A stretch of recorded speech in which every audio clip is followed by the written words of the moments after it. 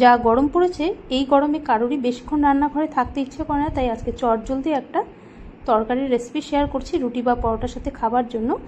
এই তরকারিটা খুব কম সময়ে হয়ে যায় আর খেতেও কিন্তু দারুণ সুস্বাদু হয়। আর এমনও অনেক মানুষ আছে যারা গরমের দিনই হোক বা ঠান্ডার দিনই হোক 12 মাসে কিন্তু রুটিটা খান, সেটা সকালেই হোক বা রাতেই হোক। তো তাদের জন্য আজকের এই রেসিপি। আজকে ছোলার ডাল আর আলু দিয়ে এই রান্নাটা হবে। আজকে পেঁয়াজ রসুন কিন্তু ব্যবহার করব না, পেঁয়াজ রসুন ছাড়াই রান্নাটা করছি। তো ডালটা কিন্তু ধুয়ে নিয়েছি, ধুয়ে জলটা ঝরিয়ে নিয়েছিলাম। আর প্রেসার কুকারে রান্নাটা করে নেব, এতে খুব তাড়াতাড়ি হয়ে যাবে আর খেতেও সুস্বাদু হবে। তো প্রেসার কুকার বসিয়ে গরম করে নিয়ে এবার পরিমাণ মতো সর্ষের তেল দিয়ে দিয়েছি, শুকনো লঙ্কা দিয়ে দিলাম আর ছোটো হাফ চামচ দিয়ে দিলাম গোটা জিরে। ফোড়নটা একটু ভেজে নিয়ে এবার এখানে 2টো কাঁচা লঙ্কা কুচি দিয়ে দিচ্ছি। তেলের মধ্যে কাঁচা লঙ্কা কুচিটা দিয়ে একটু নেড়ে চেড়ে এবার আলুটা দিয়ে দেব, সব একসাথেই দিয়ে দিচ্ছি। আলু দিয়ে দিলাম, এবার ডালটাও দিয়ে দিচ্ছি।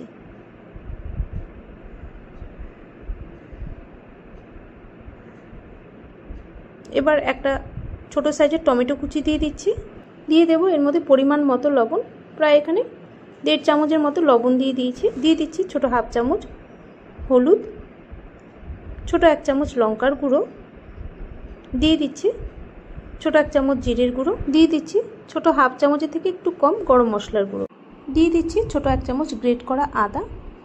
এবার সব কিছু ভালো করে মিশিয়ে নিচ্ছি। মিশিয়ে ডাল আর আলুটাকে একটু ভাজা ভাজা করে নিতে হবে। একটু ভাজা ভাজা হয়ে আসলে তারপর দিয়ে দেবো এর মধ্যে জল। কোনো গরম জল দেব না, প্লেন জলটাই দিয়ে দিচ্ছি। প্রায় 2 কাপ জল দিয়ে দিচ্ছি।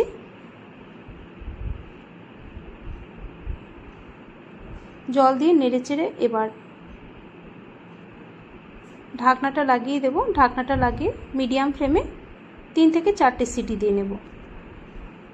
যেহেতু ডালটা ভিজিয়ে রেখেছিলাম তাই 3 থেকে 4টে সিটি দিলে কিন্তু ডাল ভালো মতো সেদ্ধ হয়ে যাবে।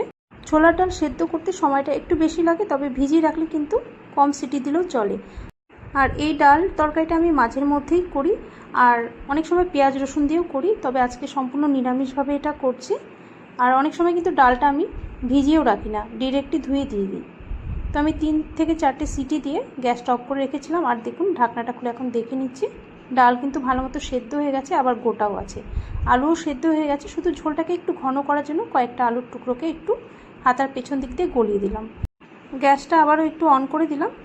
একটু ধনেপাতা কুচি আর একটু চিনি দিয়ে ফুটিয়ে এবার গ্যাসটা অফ করে দিচ্ছি। আপনারা গ্যাস না জ্বালিয়েও এই চিনি আর ধনেপাতাটা মিশিয়ে নিতে পারেন।